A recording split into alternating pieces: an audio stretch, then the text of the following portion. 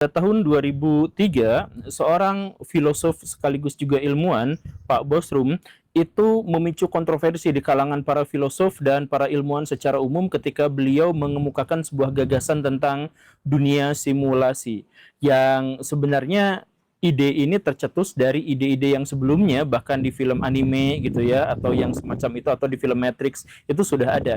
Tetapi Bostrom membawanya ke dunia yang lebih realistis, ke dunia filsafat dan dunia sains, bahwa tubuh biologis kita itu sebenarnya tidak nyata, bahwa alam semesta yang fisika ini juga sebenarnya adalah tidak nyata. Semuanya hanya berbentuk simulasi komputer, semuanya dalam bentuk digitalisasi. Mirip kurang lebihnya sama seperti manusia yang membuat video game. Nah, video game itulah yang dibuat dengan sangat hebat, sangat bagus, sangat luas, seperti yang kita rasakan sekarang. Karena makhluk yang menciptakannya itu adalah makhluk yang sangat cerdas, berperadaban, berusia miliaran tahun. Kalau misalkan Baraya menganggap bahwa ini adalah sesuatu yang asing, sebenarnya ini tidak asing. Karena misalkan dalam beberapa agama-agama besar kita mengenal itu, bahwa misalkan alam semesta ini hanya tipu daya, hanya main-main, dunia ini sebenarnya adalah dunia yang fana. Yang ketika kita mati, itu berarti kita bangun di satu tempat yang namanya akhirat, bertemu dengan Tuhan, dan sebagainya. Nah, ini versi ateisnya. Versi ateis bahwa kita adalah simulasi, bahwa kita bohong-bohongan, kemudian ketika kita nanti mati dalam tanda kutip, mungkin kita akan bertemu dengan pencipta kita. Tapi pencipta kita itu bukan Tuhan, tapi makhluk berperadaban super canggih. Sahabat Indonesia, kita bersepakat bahwa tidak ada metodologi yang ditemukan oleh umat manusia yang memastikan bahwa Tuhan itu tidak ada. Dan sebaliknya, tidak ada juga teknologi yang ditemukan oleh umat manusia yang menyatakan bahwa Tuhan itu ada. Itulah sebabnya saya secara pribadi lebih bersepakat kepada Immanuel Kant bahwa Tuhan itu transenden, Tuhan itu di luar nalar manusia. Jika ada mukjizat yang diragukan, ya mukjizat memang tidak bisa dinalar oleh manusia. Kalau manusia bisa menalarnya dan mampu melakukannya, berarti itu bukan mukjizat. Nah, apa yang disampaikan oleh Guru Gembul di dalam video ini merupakan sebuah persangkaan yang bisa saja menambah wawasan kita tentang penciptaan umat manusia. Mari kita saksikan video selengkapnya berikut ini. Logika sains yang sangat sederhana bahwa usia alam semesta oleh para ilmuwan hampir disepakati itu adalah 13,75 miliar tahun. Dengan kemungkinan kesalahan itu adalah 0,1 miliar tahun. Dari usia yang sepanjang itu, mungkinkah ada makhluk di luar sana yang memiliki peradaban yang sangat canggih?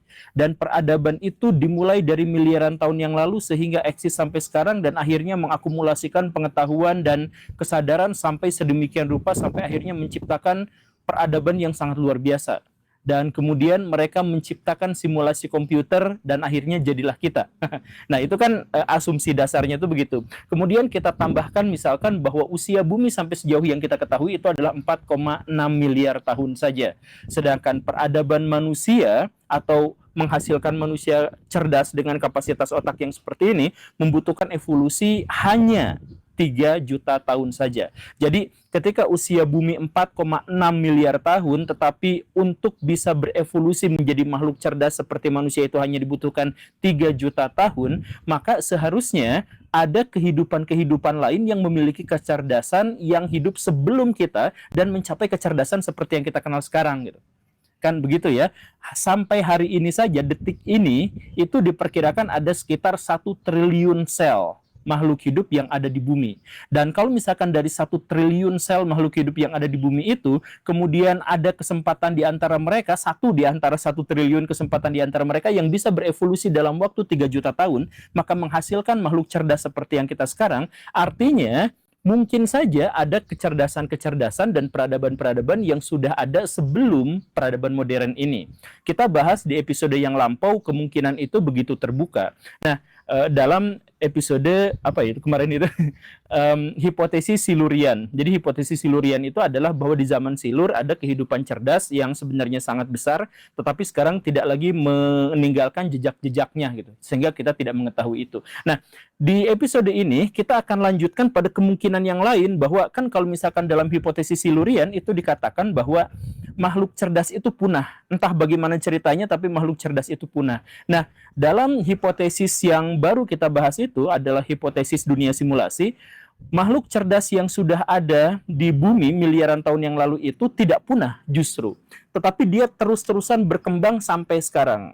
Jadi konsekuensinya adalah makhluk dengan kecerdasan yang sangat luar biasa itu berevolusi selama 1 miliar tahun. Sekarang Baraya bayangkan bahwa manusia untuk mencapai level kecerdasan seperti sekarang itu butuh waktu 3 juta tahun. Kemudian dari 3 juta tahun itu menghasilkan peradaban secanggih ini itu adalah 8.000 tahun saja. Sekarang Baraya bayangkan ada makhluk yang mampu untuk menciptakan peradaban sejak 1 miliar tahun yang lalu dan sampai sekarang masih berkembang secara eksponensial kecerdasan dan peradabannya. Artinya apa? Artinya bisa saja makhluk-makhluk semacam itu tuh menciptakan semacam dunia simulasi yang sangat canggih, dan simulasi yang dimaksud itu adalah dunia kita saat ini. Untuk lebih sederhananya, mari kita masukkan ke dalam contoh. Kalau misalkan manusia itu dalam waktu 80 tahun bisa menciptakan sebuah game yang luas wilayah di dalam game itu begitu besar, kemudian orang-orangnya begitu banyak, dan bisa dimainkan oleh jutaan orang secara sekaligus seperti yang kita kenal sekarang, itu dicapainya hanya dalam waktu 80 tahun, Baraya. Nah sekarang ayo pikirkan bagaimana ada makhluk yang bisa membuat peradaban sampai 1 miliar tahun. Mungkinkah mereka juga bisa menciptakan game yang sangat luar biasa? Dan game itu adalah akhirnya menjadi bagian dari kita. Oh maaf, kita adalah bagian dari game itu. Bostrom itu orang yang menjelaskan simulasi ini mengajukan trilema. Bukan dilema, tapi trilema. Jadi silakan Baraya kaji trilema ini. Menurut Baraya, setuju nggak Baraya dengan pernyataan-pernyataan berikut ini? Opsi yang pertama itu adalah bahwa makhluk cerdas berusia 1 miliar tahun itu tidak memiliki teknologi untuk membangun simulasi. Mungkin nggak? Kemungkinannya kecil. Kemungkinan yang kedua, bahwa makhluk cerdas itu mampu untuk membuat simulasi itu, tetapi tidak mau melakukannya karena alasan tertentu. Mungkin nggak? Itu juga kemungkinannya kecil. Atau bahwa makhluk cerdas berusia 1 miliar tahun itu sebenarnya memang sudah benar-benar membuat simulasi itu, dan kita adalah bagian darinya. Itu juga kayaknya nggak mungkin. Tapi itu adalah konsekuensi dari penerimaan kita terhadap sebuah premis seandainya ada makhluk cerdas yang kita akui sudah berevolusi selama 1 miliar tahun sebelum kita gitu. Itu kan ya yang di episode sebelumnya kita sudah menjelas tentang hipotesis Silurian. Nah, dari tiga-tiganya itu kayaknya nggak mungkin gitu. Tapi kalau misalkan Baraya diminta untuk memilih satu di antara tiga ini, bahwa makhluk cerdas yang sangat luar biasa yang sudah berevolusi selama miliaran tahun itu ternyata tidak bisa membuat simulasi yang luar biasa, atau bahwa dia bisa tapi dia tidak mampu, atau sebenarnya dia bisa dan mampu dan akhirnya terciptalah kita dengan alam semesta yang kita miliki. Itu tiga opsi itu aneh, tapi nggak ada opsi yang lain. Silakan Baraya pilih yang mana gitu. Dan walaupun hipotesis ini sebenarnya telah dicetuskan tahun 2003 dan sebenarnya memiliki landasan-landasan di masa lampau yang kelak akan kita bahas, kalau Baraya misalkan ngecek sekarang atau bertanya pada AI tentang bagaimana evolusi manusia, maka Baraya akan terkejut. Karena menurut simulasi AI, peradaban manusia itu akan terbentuk dalam 7 tahap. Tahapan yang pertama itu adalah tahapan manusia purba. Manusia praaksara, katakanlah manusia yang sepenuhnya adalah makhluk biologis, yang dia tidak bisa merekayasa alam dan dia tidak bisa merekayasa tubuhnya sendiri. Jadi ya sepenuhnya adalah dia sebagai makhluk biologis. Karena itu amarah dia, sukacita dia dan sebagainya itu adalah makhluk biologis. Itu level yang pertama. Kemudian level yang kedua itu adalah makhluk modern. makhluk modern itu sama seperti kita, manusia modern itu adalah manusia yang sudah bisa merekayasa dirinya sendiri secara terbatas dan merekayasa alam. Dia tetap makhluk biologis, tetap butuh makan, minum, istirahat, melakukan aktivitas seksual dan lain sebagainya. Dia semuanya membutuhkan itu, tetapi dia sudah mampu merekayasa sebagian dari unsur-unsur alam dan unsur dirinya. Misalkan unsur alam, dia ciptakan rekayasa genetik untuk ayam sehingga ayam bisa tumbuh lebih cepat, atau dia mampu merekayasa genetik kucing sehingga misalkan menghasilkan bulu yang sangat halus, mulus dan sebagainya, atau dia merekayasa dirinya sendiri, misal dengan menciptakan vaksin yang membuat dirinya kebal terhadap berbagai jenis penyakit, atau dunia kedokteran yang semakin canggih yang bahkan bisa membuat tubuh manusia berbeda dan melakukan adaptasi yang berbeda seperti yang sebelumnya, dan bahkan misalkan operasi plastik. Nah, itu level yang kedua menurut AI itu. Jadi manusia sudah bisa merekayasa tubuhnya walaupun sebagai makhluk biologis. Kemudian yang ketiga, manusia itu level berikutnya sudah bisa mengubah dirinya menjadi makhluk bionik. Jadi setengah manusia, setengah robot gitu. Jadi ada chip misalkan yang ditanamkan ke dalam otaknya dengan cara salah satu bentuknya, kemudian dia membuat tangan robot bisa bergerak, kaki robot bisa bergerak, mata, kuping bisa bergerak dan sebagainya. Itu adalah level yang ketiga, ketika makhluk manusia itu masih berupa makhluk biologis tetapi sudah bisa merekayasa tubuhnya menjadi setengah mesin. Level yang keempat itu adalah manusia yang sudah terintegrasi dengan mesin. Dalam hal ini otaknya sudah terintegrasi dengan AI. Dan ini bahkan sudah dibuktikan sama Elon Musk, di masa depan bisa saja terjadi seperti ini gitu. Nah, luar biasanya Elon Musk juga percaya pada dunia simulasi gitu ya. Dia percaya bahwa dunia saat ini itu bukan dunia nyata tapi dunia simulasi. Balik lagi, Elon Musk itu sudah dengan perusahaan Neuralink-nya itu menciptakan satu alat yang bisa mengintegrasikan otak manusia yang biologis ini dengan otak digital komputer. Sudah otak elektronik disambungkan, entah bagaimana ceritanya tapi bisa. Nah, ini sebenarnya adalah pintu gerbang, pintu pembuka untuk level yang berikutnya, yaitu manusia dengan AI itu secara kesadaran sudah menyatu. Jadi kalau misalkan di yang level keempat itu adalah manusia nanti di masa depan ya, kalau misalkan mau belajar tuh, mau kuliah tuh nggak usah kuliah lama-lama gitu, cukup informasi tentang sesuatu, katakanlah arsitektur, dimasukkan ke dalam chip, masukkan ke dalam otak, maka semua informasi tentang arsitektur itu sudah ada di dalam otak kita. Nggak usah sekolah, nggak usah belajar gitu. Atau misalkan kita butuh ilmu tentang otomotif misalkan, semua informasi-informasi terkait dengan otomotif masukkan ke dalam chip, masukkan ke dalam otak gitu. Jadi nanti chip itu ada harganya sekian sekian sekian, dan karena itu maka semakin kaya seseorang bisa semakin pintarlah dia gitu. Karena dia bisa beli chip yang sangat mahal dengan informasi yang sangat banyak gitu ya. Nah, itu kan level 4. Level 5-nya itu adalah bahwa si otak manusia itu sudah benar-benar menjadi bagian dari digital gitu. Sudah bukan lagi terintegrasi dengan dunia digital tapi sudah menjadi dunia digital gitu. Makanya si kesadaran manusia dan memori manusia itu sudah dimasukkan ke dalam komputer, masukin ke robot, masukin ke bionik, masukkan ke otak biologis dan sebagainya, bisa kemudian pindahin ke satu komputer, pindahin ke komputer yang lain, dan itu bisa ditransfer via online dan sebagainya, itu bisa. Itu level ke-5. Jadi kalau misalkan Barayo nonton film Avenger yang Ultronnya itu, nah Ultron itu kan kecerdasan buatan yang bisa dipindah-pindahkan seperti itu, dan di masa depan sangat memungkinkan kecerdasan manusia bisa seperti itu. Bahkan di episode yang lampau ada seorang filosof yang bisa menjelaskan bahwa kita bisa menciptakan neraka. Ketika misalkan manusia sudah menyatu kesadarannya itu dengan kesadaran digital, maka dia dimasukkan ke dalam satu tempat di dunia digital itu, kemudian dia merasakan setiap 1 menit sama dengan 100 tahun gitu. Jadi penjara tidak usah penuh gitu, cukup aja manusia yang jahat masukkan ke situ selama 100 tahun walaupun dia mengalami 1 detik. Jadi kalau dia di penjara selama 1 jam misalkan, dia hidupnya selama ribuan tahun gitu di situ saja. Dan itu bisa di masa depan tuh bisa seperti itu. Episode secara khususnya sudah saya jelaskan di episode yang ini. Nah, itu adalah level yang ke-5. Kemudian level yang ke-6, manusia sebagai makhluk digital yang sudah tidak lagi menjadi makhluk biologis itu akhirnya kepikiran untuk bisa menikmati sensasi dan rasa hidup sebagai makhluk biologis.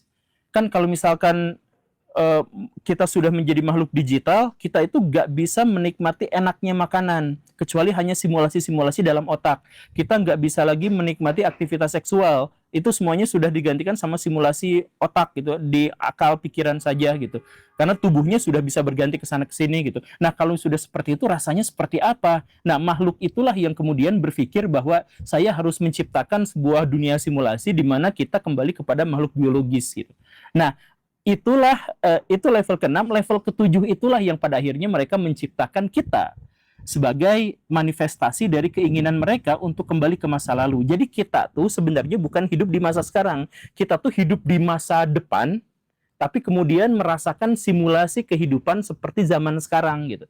Jadi si pencipta kita entah bagaimana dia merindukan kehidupan biologisnya sehingga dia berusaha masuk ke dalam tubuh kita yang secara biologis. Jadi kita jadi simulasi lagi gitu. Nah, menurut Baraya itu bagaimana? Ini 7 level peradaban manusia menurut AI seperti yang sudah diceritakan belakangan-belakangan ini. Dan dari sinilah akhirnya kita bisa menjelaskan tentang fenomena UFO, hantu, doppelganger, kemudian apa itu, benda-benda yang berjatuhan dengan sendirinya dan sebagainya, atau misalkan alam semesta yang sampai sekarang para ilmuwan belum terjelaskan, misalkan tentang energi gelap, tentang materi gelap, kan ada lebih banyak misteri di luar sana itu. Nah, jangan-jangan misteri-misteri yang tadi itu dari mulai hantu alien sampai energi gelap dan sebagainya itu sebenarnya adalah komputer kitanya ngebug gitu. Ngebug. Mungkinkah seperti itu? Maaf ya, ini anginnya gede banget jadi ini kamera gerak-gerak. Jangankan apakah mungkin seperti itu gitu. Jadi ini kamera yang gerak-gerak dan angin ini juga sebenarnya adalah dunia simulasi. Kan Baraya tidak bisa membuktikan keberadaan saya kecuali dengan sistem indrawi Baraya gitu. Sistem indrawi Baraya yang masuk ke dalam otak menjadi sebuah informasi. Nah, kalau misalkan si otaknya itu informasinya itu sudah dikelola dalam sebuah simulasi ya sudah kan akhirnya terbukti dalam tanda kutip bahwa saya bisa saja tidak berada di sini, tidak sebagai makhluk biologis dan tidak ngobrol sama Baraya di YouTube atau di TikTok, bisa aja kita sebenarnya tidak ada di sini. Mungkin aja kita hanya sebuah otak-otak yang teronggok dalam satu mesin yang besar, ya bisa aja gitu. Atau misalkan dibayangkan seperti yang di film Matrix gitu, yang kita tidur, nah kita mimpi gitu, kan yang semacam ini. Sekali lagi saya menjelaskan bahwa ide seperti ini, walaupun menggoncang dunia filsafat dan dunia sains sekarang, itu tidak benar-benar baru. Ya goncangnya sekarang gara-gara sains disentil. Tapi sejak dulu ide seperti ini bahwa dunia ini adalah simulasi, permainan, bohong-bohongan itu sudah dikenal oleh manusia. Saya jelaskan beberapa contohnya. Yang pertama dalam Islam. Nah, dalam Islam tentu saja Baraya mengetahui bahwa dunia itu adalah senda gurau, tipu daya. Dan kehidupan yang nyata, yang sesungguhnya itu adalah di akhirat. Jadi ini adalah alam tidur kita. Jadi begitu kita mati, disitulah kita bangun tidur. Jadi itu adalah dunia nyata kita dan dunia ini adalah dunia mimpi. Itu kan di dalam doktrin-doktrin Islam banyak yang seperti itu. Atau misalkan kita menemukan dalam doktrin agama Aztec kuno. Dalam doktrin agama Aztec itu diceritakan Tuhan mereka namanya Teotl. Teotl itu menggambar. Nah, gambaran itulah yang menjadi kita, alam semesta. Jadi alam semesta ini adalah gambaran dari seorang dewa yang namanya Teotl. Jadi kita tidak benar-benar asli di dunia ini, tapi ini hanya berupa sebuah gambaran gitu dari Tuhan atau dari dalam versi orang Aztec itu dari Tuhan gitu, dari dewa-dewi mereka. Kemudian ada juga ide dalam sekte Hindu yang namanya Maya. Jadi Hinduisme itu kan kaya dengan berbagai sekte, berbagai agama. Nah, salah satunya itu adalah sekte Maya. Dalam sekte Maya itu diceritakan bahwa jadi kesadaran kita sesungguhnya adalah bersama Tuhan. Ada bersama Tuhan dan tidak di sini. Dan dunia ini adalah dunia yang ujian saja, dunia penuh kepalsuan untuk bisa menegaskan apakah kita itu benar-benar dekat dengan Tuhan atau tidak. Kalau misalkan kita sudah mencapai kesadaran murni, maka kita itu akan meninggalkan dunia ini dan benar-benar ada di kesadaran murni bersama Tuhan. Tapi karena kita penuh dosa, ada karma, pala dan sebagainya, maka kita hidup di alam bohong-bohongan, alam simulasi ini. Jadi kita itu terperangkap dalam Mugen Tsukuyomi gitu, terperangkap dalam dunia palsu, dunia mimpi, dunia nyatanya itu ada bersama Tuhan gitu. Itu menurut sekte Maya di India. Dan kemudian ada juga filosof Cina yang namanya Zhuangzhou yang hidup 200-300 tahunan sebelum Masehi. Dia mengemukakan jadi dia bikin karya sastra judulnya itu adalah Mimpi Kupu-Kupu. Dalam mimpi kupu-kupu itu diceritakan bahwa Pak Zhou itu jadi kupu-kupu. Dia sedang tidur, kemudian bermimpi jadi kupu-kupu. Terbang, terbang, terbang, kemudian dia bangun tidur.